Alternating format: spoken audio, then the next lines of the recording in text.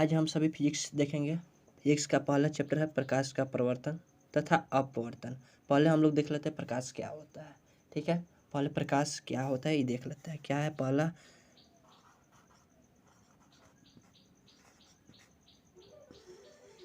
देखो ये है प्रकाश। ठीक है, अब देखो प्रकाश क्या होता है। तो जिसे किसी वस्तु को हम देख सकते हैं वही क्या है, प्रकाश है। यानी प्रकाश क्या करता है, हमारे चक्षेंद्रियों को उत्तेजित कर क्या करता है, उत्तेजित करता है। और क्या संसार को दृश्यमान बनाता है, उसी को क्या कहते हैं, प्रकाश कहते हैं। या जिससे हम किसी वस्तु को देख सके उसे प्रकाश कहते हैं। ठीक है, किसी वस्तु को देखने के लिए दो चीज़ चाहिए। क्या चाहिए? एक तो नेत्र होना चाहिए और दूसरा प्रकाश। नेत्र हो और प्रकाश ना हो तो क्या होगा, कोई वस्तु नहीं दिखेगा। जैसे में देखिए यहाँ पे हम लाइट बंद कर दे रहे हैं। देखिए अब बोलिए, कुछ दिखाई दे रहा है? नहीं दे रहा है ना, कुछ दिखाई नहीं दे रहा है। अब देखिए लाइट चालू कर दे रहा है, अब सब चीज़ दिखाई दे रहा है। ठीक है, तो ये क्या होता है, प्रकाश का ये सब खेल है। ठीक है, अब देखो यहाँ पे प्रकाश क्या होता है, सीधी रेखा में भी गमन करता है। ठीक है, किस में रेखा में गमन करता है, सीधी रेखा में। ठीक है, तो प्रकाश के सरल रेखीय पथ को क्या कहते हैं हम, किरण। चलिए यहाँ पे प्रकाश के सरल रेखीय पथ को क्या कह देंगे हम, किरण कह देंगे। अब देखिए प्रकाश सीधी रेखा में गमन करता है। जब सीधी रेखा में गमन करेगा तो इसमें क्या छोटा छोटा अणु से मिलकर बना होगा ना। इसका मतलब क्या, प्रकाश छोटे छोटे अणु से मिलकर बने होते हैं। ठीक है, अब देखो छोटा अणु जो होता है उसे क्या कहते हैं, फोटान कहते हैं। क्या कहते हैं, फोटान कहते हैं। ठीक है, यानी छोटे जो अणु होता है उसको क्या कहते हैं, फोटान कहते हैं। तथा प्रकाश का होता है तरंग के रूप में भी चलता है। किस में चलता है, तरंग के रूप में भी चलता है। ठीक है, जिसे हम विद्युत चुंबकीय तरंग कहते हैं। क्या कहते हैं, विद्युत चुंबकीय तरंग। विद्युत चुंबकीय तरंग क्या होता है, निर्वात में भी गमन कर सकता है बिना कुछ सहारा का है। ठीक है, यानी विद्युत चुंबकीय तरंग जो होता है निर्वात में भी गमन कर सकता है। ठीक है, ये है कुछ प्रकाश के बेसिक, ठीक है, गुण। अब देखिए यहाँ पे प्रकाश तो समझ में आ गया है। अब देखते हैं किरण। किरण भी समझ में आ गया होगा। प्रकाश के सरल रेखीय पथ को क्या कहते हैं, किरण कहते हैं। ठीक है, चलिए आगे देखते हैं। प्रकाश के सरल रेखीय पथ को क्या कहते हैं, किरण कहते हैं। आगे देख लेते हैं। आगे आता है बाबू क्या, किरण पुंज।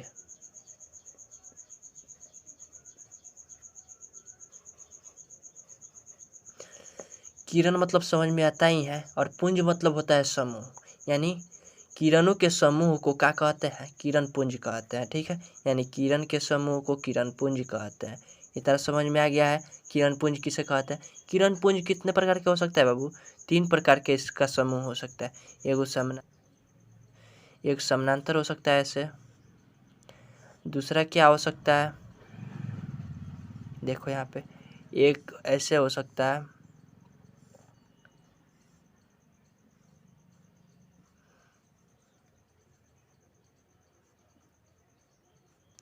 और तीसरा क्या हो सकता है, ऐसे हो सकता है।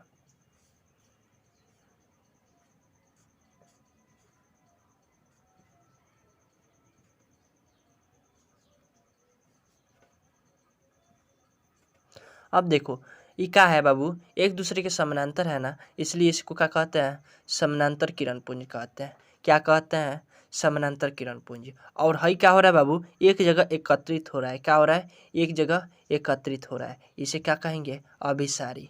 क्या कहेंगे, अभिसारी किरण पुंज। और ये क्या हो रहा है, फैल रहा है, तो इसे क्या कह देंगे, अपसारी। क्या कहेंगे, अपसारी किरण पुंज। समझ में आ गया होगा किरण पुंज। ठीक है, अब देख लेते हैं कि कौन प्रकाश उत्पन्न करता है और कौन नहीं करता है। प्रकाश उत्पन्न करता है तो होता क्या है, और प्रकाश उत्पन्न नहीं करता है तो उसे क्या कहते हैं। चलिए देख लेते हैं। जैसे में देखो बाबू, प्रकाश स्रोत किसे कहते हैं, जो प्रकाश उत्पन्न करे उसे क्या कहते हैं, प्रकाश स्रोत कहते हैं। ठीक है, या जो प्रकाश उत्सर्जित करे उसे दीप्त पिंड भी कह सकते हैं, या प्रदीप्त पिंड। ठीक है, जैसे में क्या होता है, सूर्य। सूर्य क्या है बाबू, प्रदीप्त या दीप्त भी बोल सकते हैं इसे। ठीक है, और ये क्या है, प्रकाश का एक स्रोत है जिससे क्या होता है, प्रकाश उत्पन्न होता है। इससे प्रकाश भारी मात्रा में निकलता है। ठीक है, तो सबसे बड़ा ये प्रकाश स्रोत है सूर्य। ठीक है, उसके बाद देखो बाबू क्या आता है, बल्ब, बिजली का जलता हुआ बल्ब, लैंप, दिया, इटीसी बिटीसी। ठीक है, अब देखो हमें लग रहा है कि प्रदीप्त पिंड समझ में आ गया है। ठीक है, अब देखते हैं अदीप्त या अप्रदीप्त। ठीक है, अदीप्त बोले या अप्रदीप्त बोले, बतिया एक हुआ। ठीक है, अप्रदीप्त किसे कहते हैं? जो प्रकाश उत्सर्जित नहीं करता है उसे क्या कहते हैं बाबू? अप्रदीप्त। क्या बोलते हैं? अप्रदीप्त। ठीक है, या अदीप्त पिंड कहते हैं। चलिए अब देखते हैं, अब उसको जैसे में क्या हो जाएगा, अप्रदीप्त में जैसे में हो जाएगा क्या, ईंट पत्थर रेत, ये सब का हो जाएगा, अदीप्त हो जाएगा। ठीक है, चलिए ये भी समझ में आ गया होगा। अब देखते हैं पदार्थ के प्रकार, टाइप। पहले पदार्थ कितने प्रकार के हो सकता है ये सब हम देख लेते हैं। ठीक है, देखिए पदार्थ कितने प्रकार के हो सकता है। प्रकाश को अगर हम गुण के आधार पर देखें तो 3 प्रकार के होता है। क्या होता है? 3 प्रकार के। क्या होता है? पहला होता है, देखिए पहला क्या होता है, आप लोग फिर केमिस्ट्री वाला ना समझिएगा पदार्थ। ठीक है, वो केमिस्ट्री में तो 3 प्रकार के होता है, ठोस द्रव गैस, लेकिन इसमें हम केमिस्ट्री वाला नहीं बता रहे हैं। ठीक है, इसमें 3 प्रकार के होता है, लेकिन कौन कौन? पहला होता है पारदर्शी। क्या होता है? पारदर्शी। दूसरा होता है अपारदर्शी।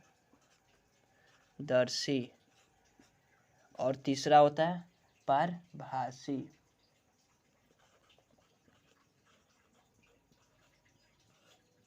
ठीक है, ये होता है, ये क्या होता है?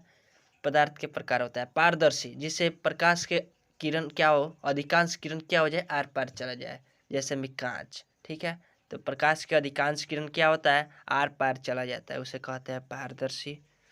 अपारदर्शी क्या होता है बाबू? जिसे प्रकाश के किरण आसानी से पार नहीं करते, पार करता ही नहीं है साफ। ठीक है, वो क्या हो जाएगा, अपारदर्शी। जैसे में देख लीजिए, ईंट पत्थर रेत, ये सब का है, बेंच कुर्सी टेबल, ये सब का है, ये सब है अपारदर्शी। चलिए आगे हम देखते हैं पारभासी। पारभासी में क्या होता है?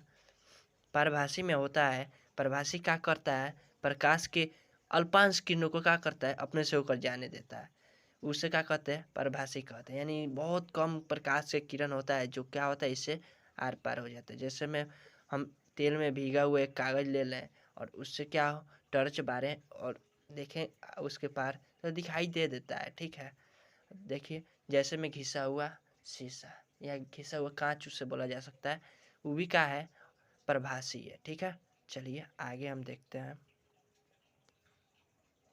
क्या है बाबू, मिरर। क्या है? मिरर है, यानी दर्पण। ठीक है, दर्पण किससे बन सकता है बाबू?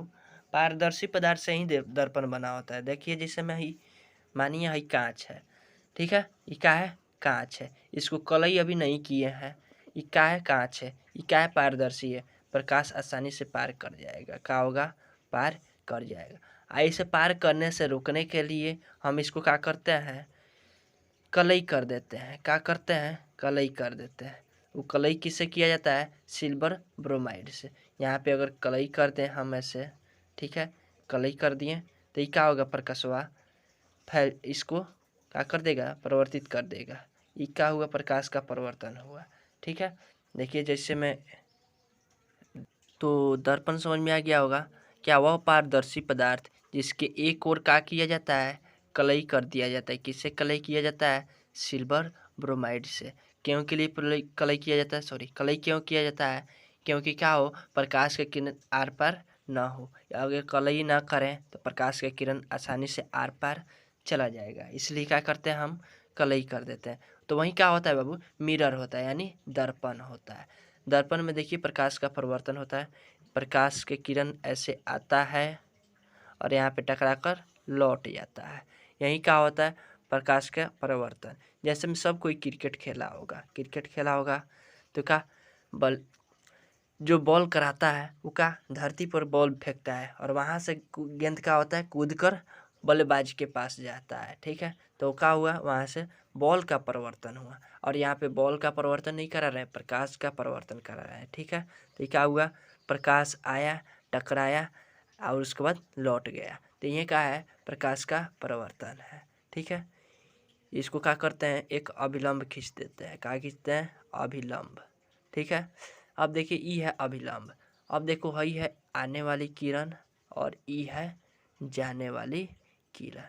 अब देखो यहाँ पे आने वाली किरण को आपतित किरण, जाने वाली किरण को परावर्तित किरण, और जिस बिंदु पर आपतित किरण टकरा रही है उस बिंदु को क्या कहते हैं, आपतन बिंदु। क्या बोलते हैं, आपतन बिंदु। और इसको एक लंब डाला गया इसके बीच में, इसे बोलते हैं अभिलंब। क्या बोलते हैं, अभिलंब। ठीक है, चलिए आगे के टॉपिक कल देखेंगे।